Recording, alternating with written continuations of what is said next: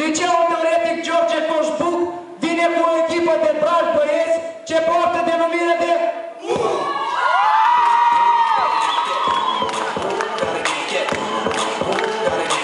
Suntem băieții umorului moldovenesc. Deci, să începem lectura. Pentru început, o situație la școală.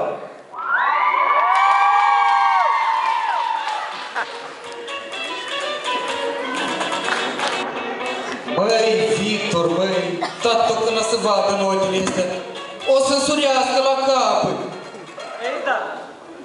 Ei da! Ei da! Nu cred! Cum nu crezi? Și tatălui tău nu-i pasă din ochile tale? E pasă de lumini pleșcă! Mâine la școală fără părinți, n-ai ce căuta. Dar tu ai mâine!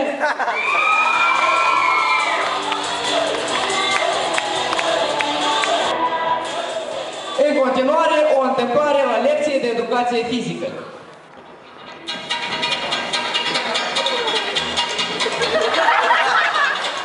Bună ziua! N-am înțeles ce întârziem.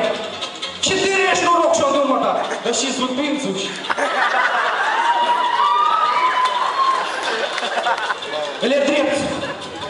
Astăzi la lecție vom învăța unde este partea dreaptă și cea stângă. V-ați înțeles? Da! Când voi spune comanda la dreapta, toți se întorc în partea mâinii cu care scriți. V-ați înțeles? Da! Deci, la dreapta, 1, 2. N-am înțeles, dar tu și.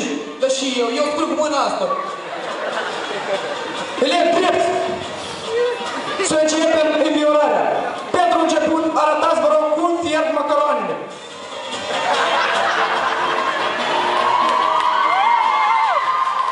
Bă, dar proști mai sunteți, dar tu și stai drepte. Dar și eu mă lichid și unul.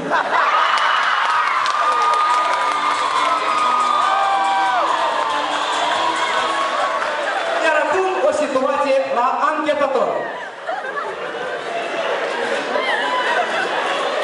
Deci, dumneavoastră afirmați că ați aruncat cu roșii vecină noastră, da? Și am aruncat Cu roșii. și fel de roșii. Patlajenile. Ah, da, da. Și cum explicați faptul că are leziuni corporale?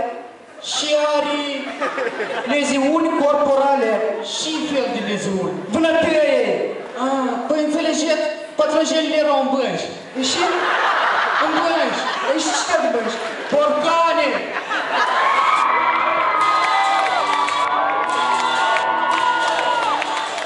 Numai în transportul public se pot întâlni asemenea situații.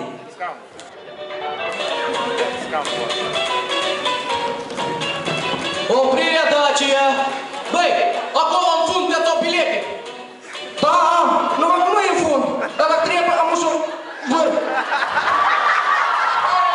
Spuneți-vă, dar trolebuzul acesta merge Gara de Nord. Nu, trolebuzul merge spre cartierul Dacia. Gara de Nord este în direcție opusă.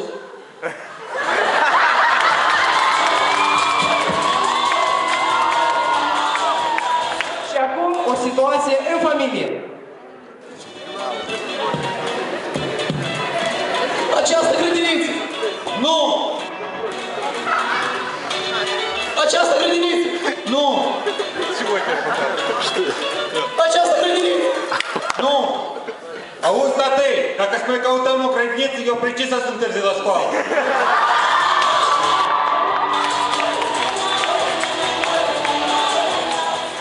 Iar acum imaginați-vă o situație în sala de operații. Asistent medical! Anestezie pentru pacient! De care anestezie? De care, vedeți de noastră locală! Ah!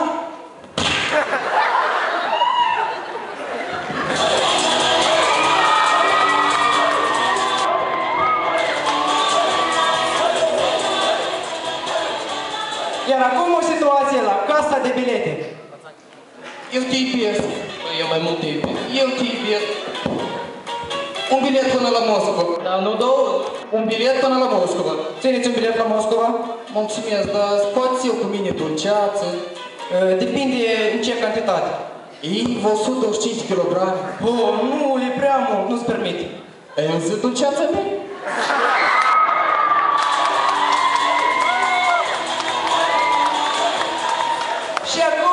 întâmplare la discoteca din liceu.